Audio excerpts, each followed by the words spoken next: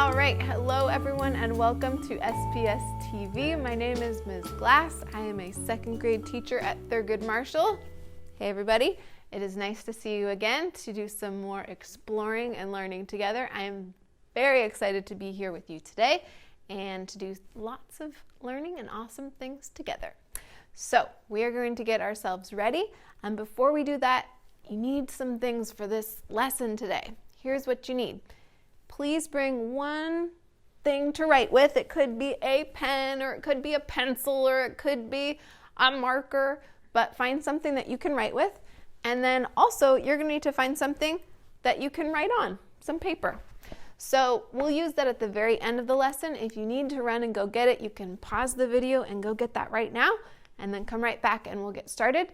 The other thing that you might want to bring with you today is a partner, and that partner can be someone that lives with you in your home, or it could be a favorite stuffy, or it could be some imaginary friends, just like I'm gonna have here. I will imagine you all right here in this classroom, and we're gonna get started.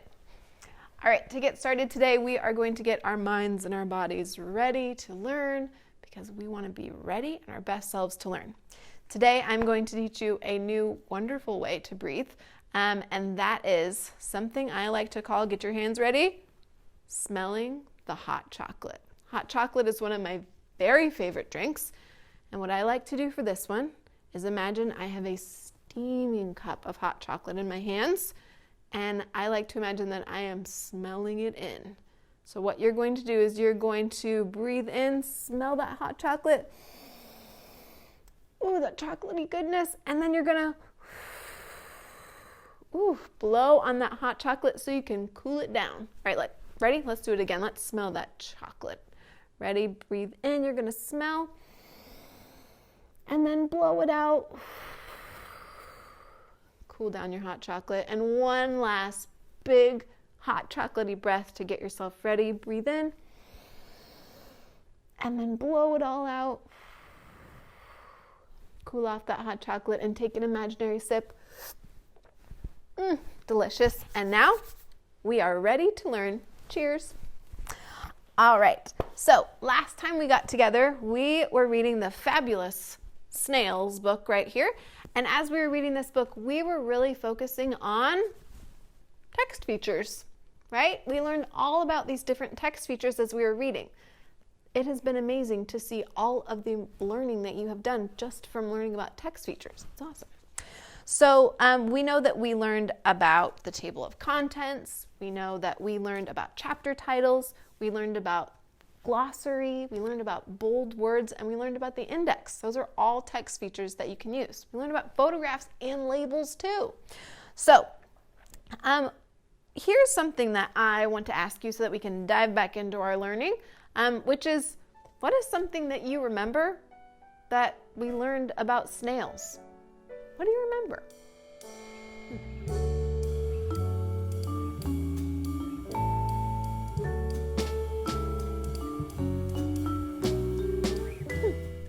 Maybe you remember that snails have hard shells and soft bodies. Or maybe you remembered that snails, when they're really young and they're baby snails, they actually have soft shells and really soft bodies. Or maybe you learned that snails eat plants. They can be dead plants or alive plants. There's lots to learn from this book. All right, right now we are going to try out not just this book, but we're going to dive into some new reading today. All right, to do this, you are going to need to pull out a packet if you have one. However, if you do not have your packet, that is okay. I'm going to put the article that we're going to read up on the screen, and you're going to be able to follow along as we read today. All right, this article is called Snail Food. So Snail Food is an article, and an article is a shorter piece of text, not like a book that has pages and pages, but it's usually a shorter piece of text that you can find in a magazine or a newspaper, or sometimes in books there are articles inside of it. So today we're going to be reading an article about snail food. So What we're going to do is we're going to read this article to find out more about snails, because we know that reading just one book doesn't always tell us everything. Sometimes we have to read more about a topic to learn about it. So today we're going to expand our learning by reading an article about snails called Snail Food. All right, let's dive in. So I'm going to read the article to you, and you can follow along on the screen or in your packet if you have it with you. This article is called Snail Food. What do snails eat? Have you ever seen a snail crawling slowly along a leaf? If you have, then you know you have seen a hungry snail that is looking for a meal. Most snails eat plants, including leaves, fruit, bark from a tree, and mushrooms. Snails will even eat dirt. Dirt has more calcium that snails need to keep their shells strong. All right, let's pause for a moment and think. What did you learn just from this first little section about what snails eat?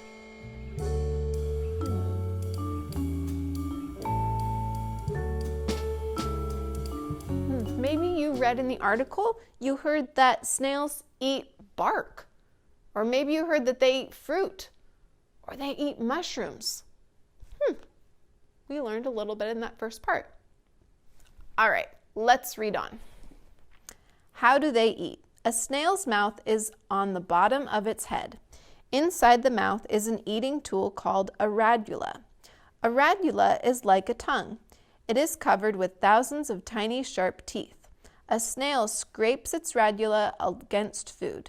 The scraping breaks the food into small pieces that the snail can easily eat. This eating action can be seen and even heard.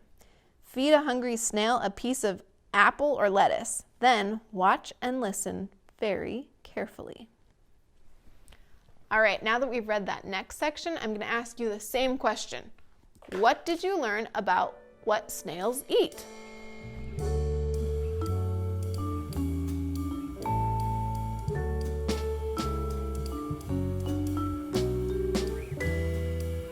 Maybe you remember when we read that section, you learned about a new part of a snail, which is the radula. And maybe you remember that the radula has lots of tiny, sharp teeth on it. That was in that part of the article. All right, now that we've read our article, we're ready to look at a new text feature called a diagram. All right, take a look at the article right here. I want you to look at this part of it. This is a diagram, and a diagram is a little bit different than a photo, right? In nonfiction expository books, lots of times we see photographs to give lots of details and information, but sometimes photographs aren't enough and they can't teach you everything. So authors often put in diagrams. So a diagram is like a picture in that like a photo that you can have labels in, but it's more of a drawing with lots of labels in it. So take a look at this diagram from the article, and I've got a question for you. What do you notice about this diagram?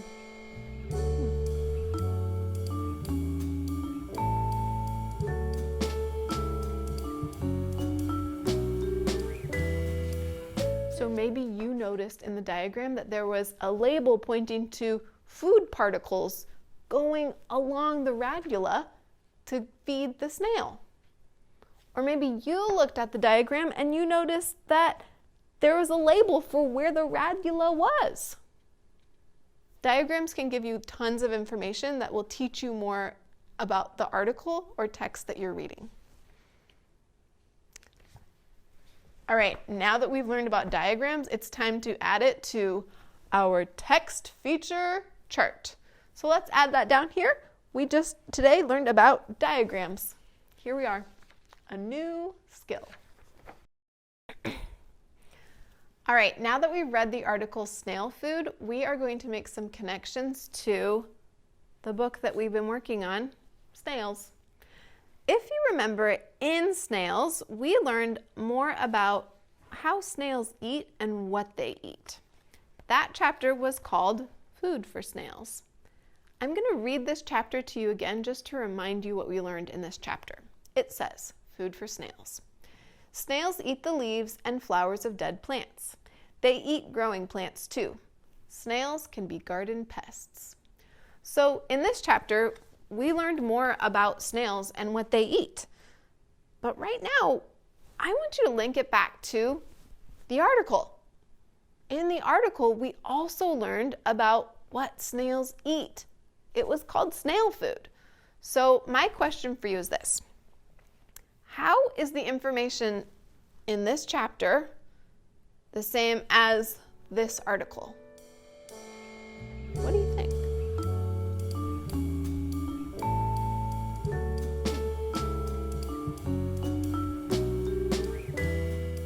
There's lots of similarities, aren't there? Lots of things that you can learn from here that you also heard in here. My next question for you is, how are they different? And we know that this one's in a book and this one's just an article, but I want to know, how is the information different from the book to the article?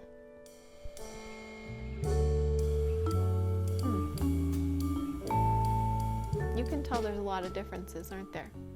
So today, we are going to be looking more at how that is different, and I want to give you some examples before I send you off to do some awesome work today. So the first thing we're going to look at is, we notice that the article is a little bit more detailed, right? The article has lots of details that the book didn't have. Like, for example, in the article, we learned that snails eat tree bark. We didn't know that from just reading the book. And also from the article, we learned specifically about that radula and how that works inside of a snail. The book was not as detailed, so we can see that that was detailed and the snail book was not as detailed, right? It's also really important to know that if you are really committed to learning about something, just like we have been really committed to learning about snails lately, it is really important that you don't just read one book or just one article or hear one thing, but you read from lots of different things, right? So reading an article is great, but reading a book on top of that is even better. And maybe even listening to a story on the radio, or maybe interviewing someone. Right now, we're going to add that skill to our reading comprehension chart. Now that we have mastered the skill of looking between a book and an article, we are going to add making connections between nonfiction texts to our reading comprehension chart. Ta-da! Congratulations. All right, now we are going to put to work all of that great thinking that we have done today. Today we are going to compare the article Snail Food with the book Snails, and we are going to do some writing about how they are the same and how they are different. So here's the part where you will definitely need your pencil and some paper to write with. So make sure you have those things ready. And right now I'm going to show you how to do it first. I'm going to model it for you, and then you're going to go off and try it yourself. All right, I want you to listen as I think aloud about what I am about to write. So I'm going to start by writing about how snail food and snails are the same. Snail food and snails are the same because they are both about snails. Another way they're the same is that they give information about snails eating. Also, there are pictures with labels in both. All right, now I'm going to add to my writing, I'm going to add how they are different. Let's see. So the book says snails just eat plants. But the article says snails eat other things, like bark, mushrooms, and even dirt. So what I did today is what you are about to do. Today you have 2 jobs after this lesson. The first is to do some writing, just like I did here. You are going to be comparing the 2 pieces that we read today. You're going to be comparing snails with Snail Food, the article, and you can use some ideas that we talked about today, or maybe you have some of your own ideas. But you're going to take some time to write about ways that those 2 texts are different and the same. And then after you've done that awesome writing, maybe you want to share it with a friend, but then you get to pull out a book and do some nonfiction reading. And you're going to practice all of those skills that we've been doing. Maybe you want to take a look at those text features and maybe do a little hunt for those as you're reading today and try and find some places that the book you're reading has text features. And it's going to be great. I'm really excited for you to read today. And I'm really excited because that's what I'm about to go do, is to do some reading of my own. And today, I actually have a nonfiction book that is kind of a how-to book. It is called The Big Green Book of Recycled Crafts. And in this book, there are tons of ideas about how to make things and tons of information about different materials that are very green. So have a great time writing first and then jumping right into a book for some IDR.